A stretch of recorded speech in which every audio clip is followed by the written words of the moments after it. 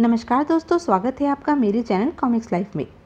शुरू करते हैं अनिल मोहन जी द्वारा लिखा गया देवराज चौहान सीरीज का एक और मज़ेदार उपन्यास निशानेबाज पार्ट 10। बाहर शाम का अंधेरा फैल चुका था। 5 मिनट पूर्व ही पंचम खेड़ा बेहद शांत मुद्रा में लेटा आंखें बंद किए सिगरेट की कश ले रहा था, परंतु फिर जाने क्या हुआ कि एकाएक चिहुक पड़ा। उसकी आंखें फैलकर जैसे फटने को हो गई। उसने फौरन उठना चाहा, परंतु करीब मौजूद नर्स ने सख्ती से खेड़ा को उठने से मना कर दिया। खेड़ा ने उखड़ी निगाहों से नर्स को देखा, फिर लेटा ही रह गया, परंतु उसके मस्तिष्क में धमाके फट रहे थे। बिजलियां कौंध रही थी, आंखों में शिकारी चीते की भांति तीव्र चमक लहरा रही थी। बाहर खड़े आदमी को बुलाओ, खेड़ा ने कहा। नर्स तुरंत आगे बढ़ी, दरवाजे को खोलकर गर्दन बाहर निकाली। बाहर वही आदमी मौजूद था जो कविता देसाई को पकड़ कर लाया था। खेड़ा साहब बुला रहे हैं, नर्स ने कहा। वह आदमी फौरन भीतर प्रवेश कर गया। खेड़ा उसे देखते ही बेहद शांत स्वर में बोला, अर्जुन नाथ कहाँ है? आपने शायद उन्हें 70 करोड़ के सोने की तलाश में लगाया है, उसने कहा। मैंने पूछा है अर्जुन नाथ कहाँ पर है? खेड़ा का स्वर कठोर हो गया। कह नहीं सकता कि अर्जुन नाथ को फौरन तलाश करो, सारे आदमी उसे ढूंढने पर लगा दो।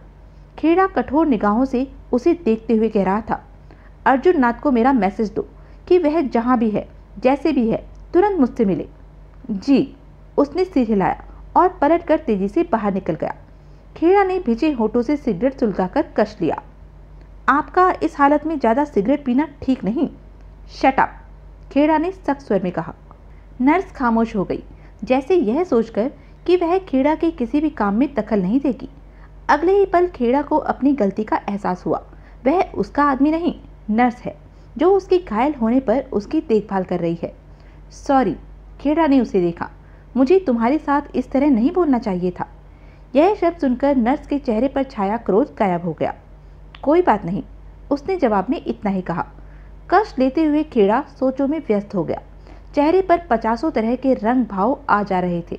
फिर एकाएक ही खेड़ा बेहद खतरनाक अंदाज में बड़बड़ा उठा। हरामजादा कुत्ता, वही ले उड़ा है सोना, पूरे 70 करोड़ का सोना। मेरी बगल में बैठकर मुझ पर ही वार करता है। खेड़ा ने दांत किटकिटाए। उफ, मुझे उसका ख्याल ही क्यों नहीं आया। क्या हुआ? उसे बड़बड़ाते देखकर नर्स जल्दी से उठी। खेड़ा ने उसे देखा, फिर गहरी सांस लेकर सिर हिलाया। कुछ नहीं। नर्स अपनी जगह पर जा बैठी। सिगरेट समाप्त करके खेड़ा ने उसे एक तरफ उछाल दिया। वही है, खेड़ा पुनः दांत भींचकर बड़बड़ा उठा। वही खिसका ले गया है सोने को। खेड़ा को बेवकूफ समझता है। वह जो भी है, मेरे सामने बच्चा ही है, दूध पीता बच्चा, कुत्ता कमीना। खेड़ा का खून क्रोध से उबल रहा था, लेकिन वह मजबूर था, घायल था, उठ नहीं सकता था। उठ नहीं सकता तो कम से कम कुछ कर पाने के काबिल नहीं था। अब खेड़ा को इंतजार था, बेसब्री से इंतजार था अर्जुन नाथ के आने का। इंस्पेक्टर सोहन शामले के बदन पर सादे कपड़े थे, जो कि मिनी यानी कि उसकी बहन दे गई थी। फ्लैट से इंस्पेक्टर शामले और शंकर नाग एक साथ बाहर निकले थे। देवराज चौहान फ्लैट की खिड़की पर खड़ा बाहर देख रहा था। कमरे की लाइट ऑफ कर रखी थी। कभी कभार वह हाथ में पकड़ी गन को सीधा करके टेलीस्कोप के सहारे बागली डाबर का बंगला देखने लगता। टेलीस्कोप से देखने से बंगला मात्र एक हाथ की दूरी पर नजर आने लगता था। बाहर अंधेरा छा चुका था। शाम के 8 बज रहे थे। टेलीस्कोप के बीच में से गुजरती देवराज चौहान की निगाह बंगले के उस कमरे की दोनों खिड़कियों पर थी, जिन्हें डाबर बागले इस्तेमाल करते थे। 10 मिनट पूर्व ही उस कमरे की लाइट तो जली थी, परंतु नजर कोई नहीं आया था। नजर आ भी जाता तो निशाना गड़बड़ हो सकता था, क्योंकि पेड़ की शाखा के पत्ते देखने में शूट करने में रुकावट पैदा कर रहे थे। इंस्पेक्टर शामले अपार्टमेंट के मुख्य गेट से बाहर निकला और दाईं तरफ फुटपाथ पर चढ़कर दोनों हाथ जेबों में डाले लापरवाही से आगे बढ़ने लगा। शंकर नाग चंद कदमों पर फासला बनाए उसके पीछे था। उसके चेहरे पर कठोरता थी और हाथ जेब में पड़ी रिवॉल्वर पर टिका था और उंगली ट्रिगर पर। वह इंस्पेक्टर शामले को गोली से उड़ा देने को तैयार था। शंकर नाग कुछ ज्यादा ही शामले पर खुंदक खा रहा था, और इसकी एकमात्र यह वजह थी कि पुलिस वालों को वह अच्छी निगाहों से नहीं देखता था। पुलिस वालों के प्रति उसका नजरिया बेहद खराब था। शंकर नाग के चेहरे से जैसे जाहिर हो रहा था कि इंस्पेक्टर सोहन शामले अभी कोई गड़बड़ वाली हरकत करेगा। उसका रिवॉल्वर वाला हाथ जेब से निकलने को बार बार बेचैन हो रहा था। इंस्पेक्टर सोहन शामली लापरवाही भरे अंदाज में उस पेड़ के पास पहुंचा। शामले ने इस बात की जरा भी परवाह नहीं की कि कोई उसे देख रहा है या नहीं। उसने इस शाखा को देखा जो अड़चन पैदा कर रही थी। वह ऊंची थी, छलांग मारकर उसे नहीं पकड़ा जा सकता था। शामले बिना रुके पेड़ पर चढ़ा। ऊपर पहुंचकर उसने उस शाखा को पकड़ा और नीचे लटक गया। इस दौरान शंकर नाग 20 कदम पहले ही रुक गया और सड़क पर गुजरते हुए ट्रैफिक को देखने लगा था, जबकि उसकी खतरनाक निगाह इंस्पेक्टर शामले पर थी। पेड़ों के पत्ते हिलने की तीव्र आवाज हुई। शामले जिस शाखा को पकड़कर लटका था वह इतनी मजबूत नहीं थी कि उस पर शामले के लटकने से सलामत रहती। हल्की सी आवाज के साथ शामले के शरीर के साथ नीचे आती हुई शाखा टूटती चली गई, परंतु वह पेड़ से जुदा नहीं हुई थी। शामले ने टूटकर लटक रही शाखा को इस प्रकार नीचे कर दिया कि वह टेलीस्कोप की आंख के रास्ते में न आए। फिर इंस्पेक्टर सोहन शामले ने अपनी बाहों को बारी बारी इस प्रकार थपथपाया कि जैसे अपनी ताकत पर उसे खुशी हुई हो। उसके बाद लापरवाही से आगे बढ़ गया। सोहन शामले 15 मिनट तक पैदल ही आगे बढ़ता रहा। फिर दूसरे रास्ते से वापस सनशाइन अपार्टमेंट के फ्लैट में आ पहुंचा और मिनट भर बाद ही शंकर नाग भी। देवराज चौहान, इंस्पेक्टर सोहन शामले ने गंभीर किंतु सुलगते स्वर में कहा, अगर तुमने डाबर बागले को खत्म कर दिया तो जिंदगी भर मैं तुम्हारा एहसानमंद रहूंगा। देवराज चौहान ने शामले को देखा और फिर निगाहें टेलीस्कोप पर टिका दी। इंस्पेक्टर सोहन शामले ने देवराज चौहान की पीठ को देखा। अंधेरे में वह लोग बहुत कम एक दूसरे को देख पा रहे थे। बाहर से आने वाली बेहद मध्यम रोशनी कमरे में मौजूद थी। देवराज चौहान, एक अजीब सी बात मैंने देखी, कुछ समझ में नहीं आ रहा। देवराज चौहान गन सहित खिड़की से हटा और शामले को देखने लगा। शंकर नाग ने आगे बढ़कर सोफे पर पड़ी अपनी गन उठा ली थी। मैं तुम्हारे इस मामले से वाकिफ हूँ। इस मामले में मेरी जाती दिलचस्पी इसलिए रही कि यह मामला डाबर बागले से जुड़ा था, इसलिए इस मामले में जिस जिसका भी हाथ है उसके बारे में मालूम है मुझे, जैसे कि कविता देसाई। तुम कहना क्या चाहते हो? देवराज चौहान अंधेरे में उसे घूर रहा था। जब मैं बाहर गया तो मैंने कविता देसाई को देखा, साथ में कोई और भी था। उसे ठीक तरह नहीं देख पाया, अंधेरा था। वह लोग अंधेरे में छिपे से खड़े थे। इंस्पेक्टर सोहन शामले की बात सुनकर देवराज चौहान की आंखें सिकुड़ गई, माथे पर बल पड़ गए और शंकर नाग अचकचाकर देवराज चौहान को देखने लगा था। तुम्हें पूरा विश्वास है कि वह कविता देसाई ही थी? देवराज चौहान के होठों से निकला। हाँ, पुलिस वाला हूँ, किसी को पहचानने में धोखा नहीं खा सकता। किस तरफ देखा तुमने उसे? जिस पेड़ की शाखा मैंने तोड़ी है उससे थोड़ा सा आगे। देवराज चौहान होठ भींचे पुनः खिड़की के करीब पहुंचा और गन को सीधा किया और टेलीस्कोप के जरिए उस तरफ देखने लगा जिस ओर शामले ने कविता देसाई के होने के बारे में कहा था। टेलीस्कोप के कारण सब कुछ करीब और स्पष्ट नजर आ रहा था। बहरहाल कहीं भी देवराज चौहान को कविता देसाई नजर नहीं आई। देवराज चौहान ने हर तरफ देख डाला था, जर्रा जर्रा उसने चेक किया, परंतु कोई फायदा नहीं हुआ। देवराज चौहान टेलीस्कोप से आंखें हटाने ही जा रहा था कि ठिठक गया, होठ भिंच गए, दांत पर दांत आ जमे। अपार्टमेंट के मेन गेट से उसे शिखा मेहता निकलती दिखाई दी थी। टेलीस्कोप में से देखने से उसे वह मात्र एक हाथ की दूरी पर लग रही थी। बाहर स्ट्रीट लाइट और आते जाते वाहनों की पर्याप्त रोशनी थी। देवराज चौहान के हाथों में थमी गन शिखा मेहता के साथ साथ घूमती जा रही थी। आखिरकार उसने शिखा मेहता को कविता देसाई के पास छिटकते देखा। पास में सिकंदरा नाथ भी था। वह लोग बेहद मुनासिब जगह पर खड़े थे। यहाँ से एकाएक किसी की निगाह में आ जाना कठिन था। शिखा कविता के साथ बातें करने लगी थी और उन सबकी निगाहें रह रहकर सनशाइन अपार्टमेंट की तरफ उठ रही थी, खास तौर से इस खिड़की की तरफ भी। परंतु देवराज चौहान जानता था कि उन्हें कुछ भी नजर नहीं आएगा। इस अंधेरे में भरी खिड़की में देवराज चौहान ने गन नीचे की ओर पटक कर कमरे में बढ़ाया। देवराज चौहान का चेहरा किसी भेड़िए की भांति हो रहा था। आंखों में खूनी चमक दौड़ने लगी थी। नहीं नजर आई? इंस्पेक्टर शामले ने पूछा। आई। देवराज चौहान के होठों में खूंखार स्वर निकला। यह कैसे हो सकता है? शंकर नाग के होठों से अविश्वास भरा स्वर निकला। क्यों नहीं हो सकता? देवराज चौहान अंधेरे में उसे देखकर गुर्राया। खेड़ा ने तो कहा था कि... खेड़ा ने जो कहा था वह तुम्हें भी मालूम है और मुझे भी, और कविता शिखा को भी। लेकिन यह जरूरी तो नहीं कि खेड़ा ने जो कहा था वह उस पर ही चले। देवराज चौहान ने खतरनाक लहजे में कहा। लेकिन कविता यहाँ क्या? शंकर नाग, देवराज चौहान वहशी जानवर की तरह गुर्रा रहा था। कविता शिखा भी दिमाग रखती है। जैसे भी हो वह समझ गई होगी कि मैं कहाँ और क्या करने जा रहा हूँ, लेकिन उन्हें यह मालूम नहीं था कि खास तौर से हम किस जगह पर हैं। जब तुम और शामली बाहर गए तो उन्होंने तुम्हें देखा। कविता का एकदम सामने आना ठीक नहीं था, क्योंकि उसे कोई भी पहचान सकता था। इसलिए शिखा मेहता तुम्हारे पीछे लग गई। वह देख गई है कि हम अपार्टमेंट के इस फ्लैट में हैं। मैंने अपार्टमेंट के गेट से शिखा को बाहर निकलते देखा और उन्हें इस खिड़की की तरफ देखते देखा। सिकंदरानाथ भी साथ है। शंकर नाग सिर से पांव तक व्याकुलता से भर उठा। लेकिन वह तीनों करना क्या चाहते हैं? अभी भी नहीं समझे? नहीं, उन्हें मेरा आधा सोना लेना पसंद नहीं आ रहा। वह सोना जिसका अभी तक कोई अता पता नहीं है। सोने की खातिर ही इन लोगों ने हमें मारने की खतरनाक योजना बनाई है। हमें मारने की? शंकर नाग उछल पड़ा। हाँ, देवराज चौहान दरिंदा लग रहा था। मैं दावे के साथ कह सकता हूँ कि इन लोगों का प्रोग्राम है कि जब हम डाबर पागले को शूट कर चुके होंगे और यहाँ से खिसक रहे होंगे तो तब यह लोग हमें निशाना बनाएंगे। भागा दौड़ी में कोई नहीं जान पाएगा कि हमें शिखा कविता ने शूट किया है। हर कोई यही समझेगा कि हम डाबर पागले की निगाहों में आ गए और हमें शूट कर दिया गया। खेड़ा भी यही समझेगा और बाद में अगर सोना मिलता है तो वह बांट लेंगे। यह है इनकी योजना। शंकर नाग का चेहरा एकाएक भयानक हो उठा। मैं इन हरामजादों! शंकर नाग, यह मौका होश खोने का नहीं है।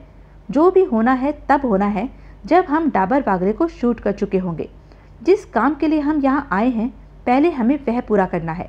देवराज चौहान गुर्रा उठा। उसके बाद कविता देसाई, शिखा मेहता और सिकंदरानाथ के शरीरों की धज्जियां उड़ानी है। शंकर नाग दांत भींचे देवराज चौहान को देखे जा रहा था। देवराज चौहान वापस खिड़की पर पहुंचा और गन सीधी करके टेलीस्कोप पर आंखें लगा दी। उसने अब एक बार भी कविता शिखा को नहीं देखा था। देवराज चौहान का टारगेट डाबर बागले का बंगला था। उनके कमरे की वह दोनों खिड़कियां थी, जिसमें से थोड़ा बहुत कमरे का दृश्य तो नजर आ रहा था, परंतु डाबर बागले नजर नहीं आ रहे थे। पेड़ की शाखा हट जाने से अब सब कुछ स्पष्ट दिखाई दे रहा था। धधक रहा था देवराज चौहान का चेहरा और उसे इंतजार था टेलीस्कोप में डाबर बागले के नजर आने का। देवराज चौहान और गन शूटिंग के लिए तैयार थे। पंचम खेड़ा बेचैन था, हद से ज्यादा बेचैन था। पिछले 4 घंटों से वह अर्जुन नाथ का इंतजार कर रहा था, लेकिन वह किसी को नहीं मिल पा रहा था। इस समय रात के 11:30 बज रहे थे। झल्लाहट और क्रोध खेड़ा के चेहरे पर से स्पष्ट झलक रहा था। रह रहकर दांत सख्ती से भिज जाते थे। और फिर अर्जुन नाथ 12 बजे वहां पहुंचा। उसके चेहरे पर से भाग दौड़ के स्पष्ट निशान चमक रहे थे। वह कुछ थका थका सा लग रहा था। उसके कुछ कहने से पहले ही खेड़ा बोल पड़ा। कहाँ थे तुम अब तक? अर्जुन नाथ ने असमंजसता भरी निगाहों से खेड़ा को देखा। आपको तो मालूम ही था कि मैं सोना। 4-5 घंटे हो गए मुझे तुम्हारी राह देखते हुए। खेड़ा के चेहरे पर छाया तनाव कम हो रहा था। मेरे आदमी मुझे जल्दी तलाश नहीं कर पाए। उन्हें मालूम नहीं था कि मैं किस तरफ हूँ, अर्जुन नाथ बोला। लेकिन ऐसा क्या काम पड़ गया था जो आपको इस तरह मेरी तलाश? पड़ गया काम। खेड़ा ने लेटे ही लेटे हाथ उठाकर कहा। पहले मेरी हालत देखो और गौर करो। खेड़ा के कहे मुताबिक अर्जुन नाथ ने खेड़ा की हालत पर ध्यान दिया। किस नज़रिए से देखूं? अर्जुन नाथ ने खेड़ा के चेहरे पर निगाह मारी। मैं चल सकता हूँ? क्यों नहीं, लेकिन ज़्यादा कदम नहीं। दिल के पास गोली का जो घाव है वहाँ गड़बड़ हो सकती है। मेरा भी यही ख्याल है। खेड़ा ने विचार भरे अंदाज में सिर हिलाया। तभी पास बैठी नर्स एकाएक कह उठी। आप चलने की सोच रहे हैं? खेड़ा सख्त स्वर में उसे कुछ कहने वाला था कि अपने भावों को जब्त करके मुस्कुरा पड़ा। हाँ, और अब तुम बीच में मत बोलना। मैं बच्चा नहीं हूँ। मुझे मालूम है कि मेरी क्या हालत है, लेकिन इस हाल में आपका बेड से उतरना भी ठीक नहीं। अर्जुन नाथ ने सख्त निगाहों से नर्स को देखा। तुम अपना मुंह बंद रखो। अगर मेरी बात नहीं माननी है तो मुझे यहाँ क्यों बिठा रखा है? नर्स उखड़े स्वर में कह उठी। ताकि दवा वक्त पर मिलती रहे, खेड़ा ने हंसकर कहा। फिर गंभीर होकर बोला। अभी एक काम मुझे बहुत ज़रूरी करना है। उसके लिए मुझे थोड़ा बहुत हिलना पड़ेगा। यह ज़रूरी है। नर्स ने मुंह बंद कर लिया। वह समझ गई कि यह लोग उसकी बात की परवाह नहीं करेंगे। खेड़ा ने अर्जुननाथ को देखा। मैं चल नहीं सकता, लेकिन कार में तो कहीं जा सकता हूँ। हाँ, लेकिन ऐसा करना भी खतरा उठाना होगा। कार धीरे और सावधानी से चले। खेड़ा मुस्कुराया। अच्छी बात है, लेकिन आप जाना कहाँ चाहते हैं? अर्जुननाथ ने पूछा। चिंता मत करो, रास्ता मुझे आता है, बताता जाऊंगा। खेड़ा हंसा। अर्जुननाथ ने गहरी निगाहों से खेड़ा को देखा। मैं कुछ समझ नहीं पा रहा हूँ कि हम 70 करोड़ का सोना लेने जा रहे हैं अर्जुननाथ। क्या? अर्जुननाथ हैरान सा होकर चौंका। 70 करोड़ का सोना लेने जा रहे हैं? हाँ। खेड़ा के चेहरे पर जहरीले भाव नाचे। लेकिन कहाँ है? किसके पास है सोना? है एक हरामजादा, एकमात्र बाहरी आदमी वही था जिसे कुछ कुछ इस मामले की जानकारी थी। बाकी जानकारी उसने नज़र रख कर पा ली होगी और मौका मिलते ही अपना काम कर निकला। मुझे पूरा विश्वास है कि सोना उसके पास ही है। अब उसका नाम मत पूछने लग जाना, कुछ देर के बाद खुद ब खुद ही सब कुछ सामने आ जाएगा। मुझे कार में ला दो और चलो यहाँ से। अर्जुननाथ ने सिर हिलाया। अगर आप मुझे उसके बारे में बता दें तो मैं उसे यहीं पकड़ कर लाता हूँ। नहीं अर्जुननाथ, खेड़ा की आवाज़ में कठोरता आ गई। मैं उस हरामजादे को उसके घर पर ही पकड़कर उसकी दगाबाजी की सज़ा देना चाहता हूँ। वह क्या समझता है, खेड़ा को उल्लू बनाएगा? वह समझता है कि मुझे उसका पता नहीं चलेगा। साला, अभी तो मुझे 2 ही गोलियां लगी हैं, 20 भी लगी होती तो उस स्थिति में भी ना रुकता। चलो अब देर न करो। तभी नर्स बोल पड़ी। मैं साथ चलूँगी, अगर रास्ते में कुछ हुआ तो संभाल लूँगी। नहीं, तुम यहीं रहो, रास्ते में कुछ नहीं होगा, हम जल्दी वापस आ जाएंगे। इस बार खेड़ा के स्वर में आदेश था। रात के 12 बज चुके थे। देवराज चौहान ने खिड़की से हटने का नाम नहीं लिया था। गन सीधी किए, टेलीस्कोप पर आंख टिकाए वह डाबर बागले के कमरे की खिड़कियों पर निगाह रखे हुए था।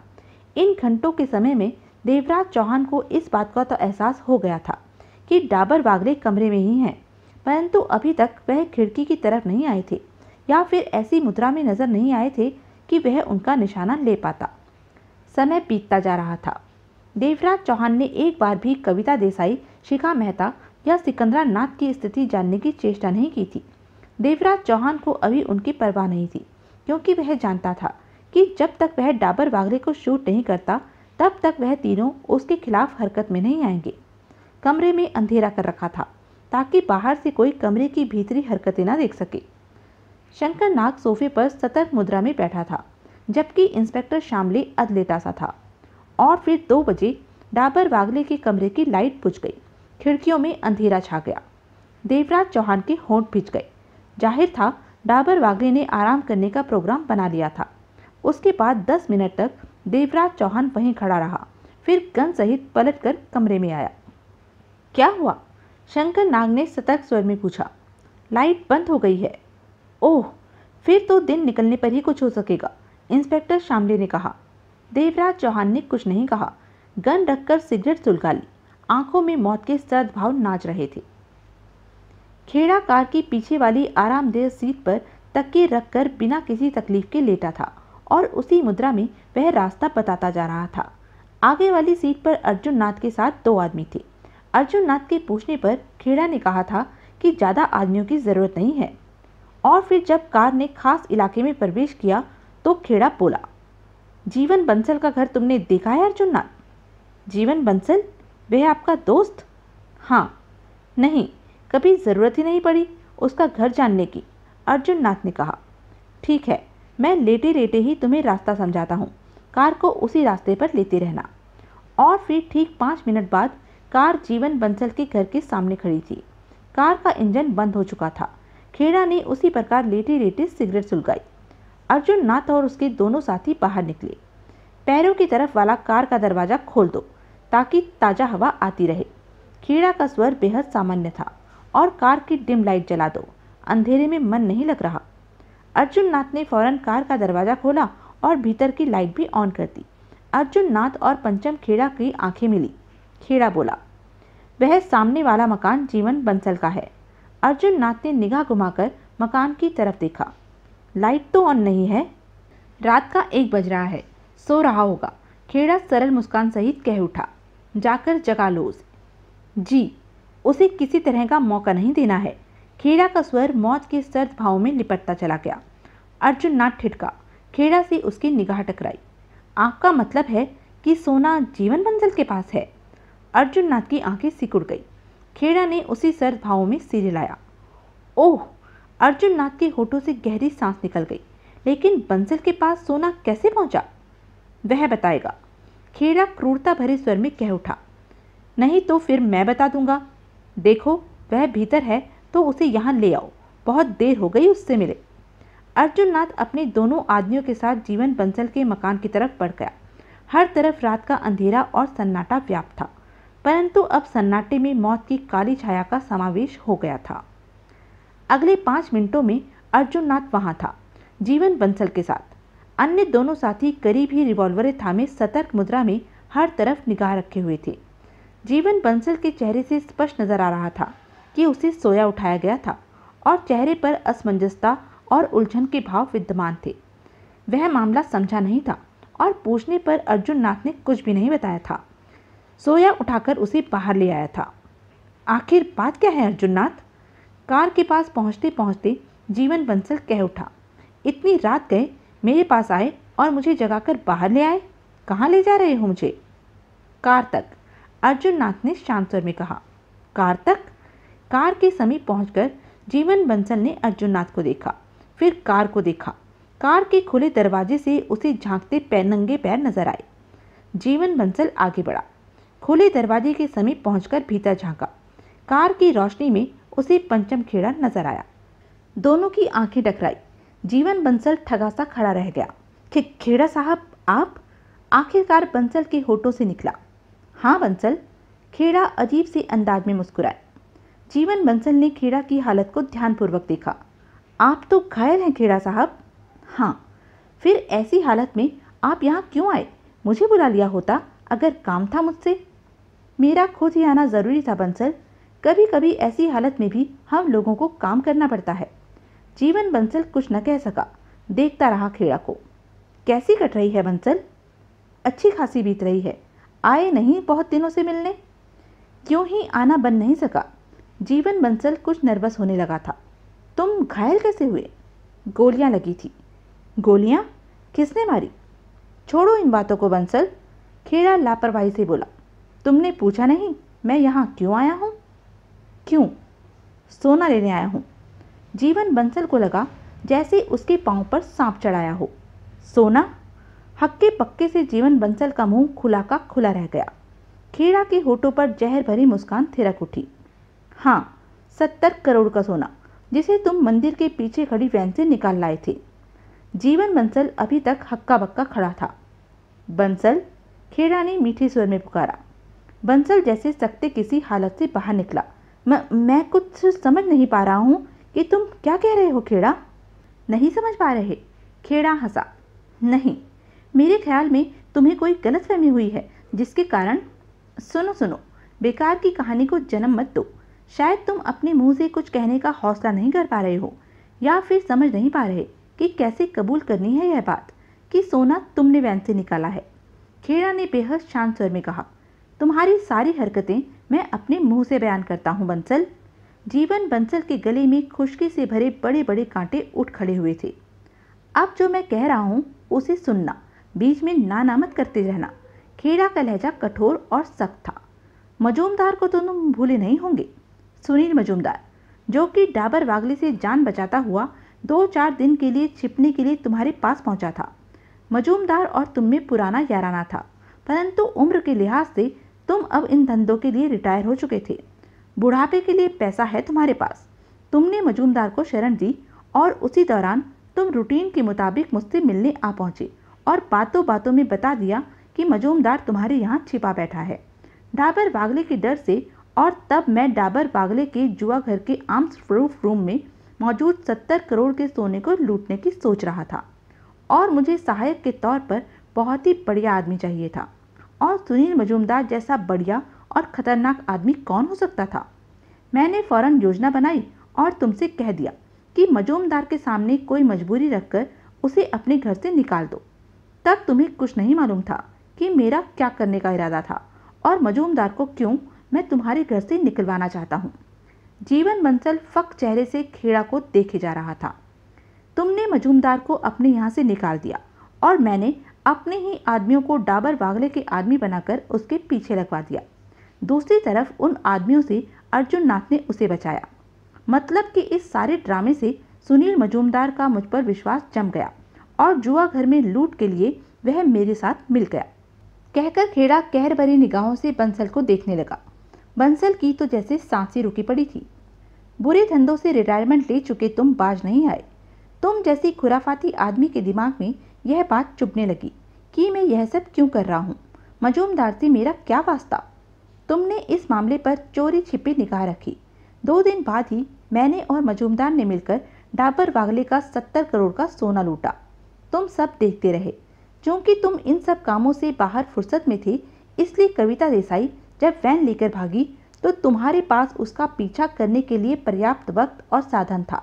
तुमने उसका पीछा किया और जान लिया कि कविता देसाई 70 करोड़ के सोने के साथ पुष्कर रोड पर स्थित पुजारी सिकंदरानाथ के मंदिर में जा छिपी है। वैन को उसने मंदिर के पिछवाड़े छिपा दिया है। खेड़ा के चेहरे पर खतरनाक मुस्कान नाच रही थी और वैन के एकमात्र पीछे वाले दरवाजे पर हर समय मोटा और मजबूत ताला ही लटका रहा। परंतु मैं तो तुम्हारे बारे में जानता हूँ कि तुम ताले तोड़ने में एक्सपर्ट हो। उन्हें खोलकर बंद कर देना तुम्हारे लिए मामूली बात है। तुमने अपने अपराधी जीवन की शुरुआत ही ताले तोड़ने से की थी। अब आगे तुम बताओगे कि वैन में से सोना तुमने किस तरह निकाला। हक्का बक्का सा बंसल फक चेहरे के साथ खड़ा रहा। यह तो बोलता ही नहीं है। अर्जुन नाथ ने बेहद शांत स्वर में कहा। बोलेगा, अभी बोलेगा। खेड़ा का लहजा खतरनाक हो उठा। बोलो बंसल, बताओ, वैन से सोना तुमने कैसे निकाला। मैं फालतू बात नहीं। जो मैं पूछ रहा हूँ वह बात पहले बताओ। बाकी बातों के लिए बाद में हमारे पास वक्त ही वक्त होगा। अब बोलते नजर आओ जो मैंने पूछा है। खेड़ा पूर्वता लहजे में बोला। जीवन बंसल कुछ नहीं बोला। यह नहीं बोलेगा, इसे साथ ले चलते हैं खेड़ा साहब, अर्जुन नाथ ने कड़वे स्वर में कहा। साथ ले जाकर क्या करेंगे। आराम से पूछ लेंगे जो हम खड़े खड़े पूछ रहे हैं। पूछ लो इससे, जैसा हमारा बंसल पसंद करे। खेड़ा मौत से भरी हंसी हंसा। अर्जुन नाथ ने जीवन बंसल को देखा। जीवन बंसल आतंक से भर उठा। मौत के साए उसकी आंखों में मंडराने लगे। उसे सब कुछ बर्बाद होता नजर आने लगा था। कोई और होता तो सब संभाल लेता वह, परंतु खेड़ा था सामने और वह इस बात से बाखूबी वाकिफ था कि खेड़ा क्या कर गुजरने का दम रखता है। चलो कार में बैठो। अर्जुन नाथ ने बंसल की बाह पकड़ी। नहीं, जीवन बंसल ने मौत के खौफ से चीख कर बाह छुड़ा ली और 2 कदम पीछे हट गया। हमारे साथ नहीं चलना बंसल, खेड़ा ने बेहद शांत स्वर में पूछा। नहीं, जरूरत ही क्या है खेड़ा, हम दोनों दोस्त हैं। स्वर सूख रहा था डर से बंसल का। ठीक है, बता सोना कहाँ है। मेरे पास। जीवन बंसल सिर से पांव तक मौत के खौफ से कांप रहा था। पूरा है। हाँ। कितने बॉक्स हैं। 12। कहाँ हैं। भीतर से संभाल कर रखा है। खेड़ा ने अर्जुन नाथ को देखा। अपने दोनों आदमियों को भेजकर कहीं से टेम्पो या मेटाडोर मंगवाओ सोने के बॉक्स डालने के लिए। मेटाडोर ठीक रहेगी। टेम्पो में तो रास्ते में पुलिस वाले, साथ में मैं रहूँगा, पुलिस वालों की परवाह मत करो। जी। अर्जुन नाथ वहाँ से हटा और अपने आदमियों से कुछ कहकर वापस आ गया। उनका कहना है कि इस समय आनंद फानंद खुले टेम्पो का इंतज़ाम ही हो सकता है। चलेगा, मैंने भेज दिया है एक को। कार में तो बक्से आने से रहे। नहीं, 12 हैं, बड़े हैं। तुम तो लूट के दौरान उन्हें देख ही चुके हो। कार में वह नहीं आ पाएंगे। अर्जुन नाथ ने सहमति से सिर हिलाया। पंचम खेड़ा की निगाहें पुनः जीवन बंसल पर जा टिकी, जो मौत का खौफ खाए लिपटा खड़ा था। दहशत नाच रही थी उसके चेहरे पर। आतंक के साए उसकी आंखों में भरे पड़े थे। हाँ तो बंसल, तुमने वैन से सोने के भारी बॉक्स कैसे निकाले, जबकि वहां परिंदा भी पर नहीं मार सकता था। लेकिन तुमने हाथ पांव मार डाले और किसी को पता भी नहीं चला, जबकि मैं जानता हूं कि यह काम तुमने अकेले ही किया होगा। इतने मोटे माल में तुम किसी को बीच में तो डालने से रहे। जीवन बंसल ने सूखे होठों पर जीभ फेरी, फिर कमजोर लहजे में बोला। हाँ, यह काम मैंने अकेले ही किया था। कैसे। जहां जीवन बंसल ने भय से खुशक स्वर में कहा। मंदिर के पिछवाड़े वैन छिपाकर खड़ी कर रखी थी, परंतु पहरेदारी हर समय तो वहां होती नहीं थी। कविता देसाई मंदिर में ही रहती थी। कभी कभार वैन के आसपास का चक्कर लगा लेती थी, एक आध चक्कर रात में। पुजारी भी अपने आप में व्यस्त ही रहता था। 2 दिन तो वह लगातार अजमेर ही जाता रहा था, यानी कि वहां इतना मौका और वक्त था कि थोड़ी सी सावधानी इस्तेमाल करने पर सोने के बॉक्स खिसकाए जा सकते थे। तुमने यह काम कैसे किया? ताले खोलने और बंद करने में तो मैं मास्टर हूँ। मुझे जब भी मौका मिलता मैं वैन के पीछे लगे ताले को खोलता और बिना रुके एक बार में 2 बॉक्स निकालकर उन्हें कुछ दूर रखता। बॉक्स भारी थे, परंतु यह काम कर लिया मैंने।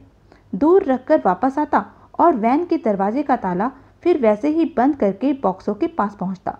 फिर किसी तरह उन्हें उठाकर बीच में कई बार सांस लेनी पड़ती, आराम करना पड़ता। अब तो उम्र भी नहीं रही इस तरह के भारी काम करने की। मंदिर से कुछ दूर मैंने अपनी कार खड़ी कर रखी थी। बक्सों को उसमें भरकर यहाँ अपने घर पर छोड़कर फिर चुपके से मंदिर के पिछवाड़े पहुँच जाता। हर बार मैंने ऐसा ही किया। 6 बार मुझे वैन का ताला खोलना पड़ा। एक बार में सावधानी से 2 बक्से निकालता था। 2 बार 2 बक्से दिन में निकाले और 4 बार रात को। मैंने इस मामले में कविता देसाई या सिकंदरानाथ को जरा भी शक नहीं होने दिया था। मैं जानता था कि अगर कविता देसाई को सोना गायब होने की भनक भी पड़ गई तो मेरी जान को भारी खतरा पैदा हो सकता था। जो भी हो, मैंने इस काम में बहुत मेहनत की। कोई और होता तो शायद यह काम न कर पाता। खेड़ा ठठाकर हंस पड़ा। वास्तव में यह काम बहुत मेहनत का है। तुझे बहुत मेहनत करनी पड़ी, मैं मानता हूँ इस बात को। खेड़ा अपनी हंसी रोकते हुए कह उठा। कविता देसाई के नीचे से माल खिसकाना बच्चों का खेल नहीं। अर्जुन नाथ कहर भरी निगाहों से जीवन बंसल को देखे जा रहा था। बंसल, तूने रिस्क तो उठाया, मेहनत की, जान खतरे में डाली, लेकिन सब कुछ बेकार ही किया। जब तू यह सब कर रहा था तब तूने एक बार भी नहीं सोचा कि यह सब करना खेड़ा से गद्दारी करना है। मुझे धोखा दे रहा है तू। एक बार भी तुझे मेरा ख्याल नहीं आया बंसल। बंसल के बदन में सिहरन सी दौड़ती चली गई।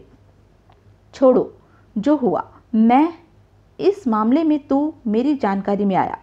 मेरे मामले में दखल देकर तूने सब किया। मानता हूँ, अपनी गलती मानता हूँ, लेकिन छोड़ो इस बात को। सोना तो तुम्हें वापस मिल गया। वापस मिल गया? हाँ, वह तो तुम मुझसे ले जा ही रहे हो। तुम्हारा आदमी गाड़ी का इंतजाम करने गया है। सोना तो मैं लेकर ही जाऊंगा जीवन बंसल, पंचम खेड़ा ने दरिंदगी से कहा। रहा सवाल तुझे छोड़ने का, तो वह तब लागू होता जब तू खुद आकर सोना मेरे हवाले करता। तू तो सो रहा था। मैंने खुद आकर सोना तेरे से वसूला है। तेरे द्वारा की गई धोखाधड़ी तो बराबर अपनी जगह टिकी रही बंसल। जीवन बंसल के मस्तिष्क में मौज के धमाके फटने लगे। खेड़ा, जीवन बंसल के अपने कांप रहे दोनों हाथों को जोड़ा। गलती हो ही जाती है, मुझसे भी हो गई। मुझे तेरे खिलाफ नहीं जाना चाहिए था, हो गई भूल। यह देख, जीवन बंसल ने अपने हाथ कभी भी किसी के सामने नहीं जोड़े, लेकिन आज अपनी गलती मानते हुए तेरे सामने जोड़ रहा हूँ। माफ़ी मांग रहा हूँ तेरे से, मेरी जान बख्श कर दे। पंचम खेड़ा हंसा, सरल हंसी हंसा।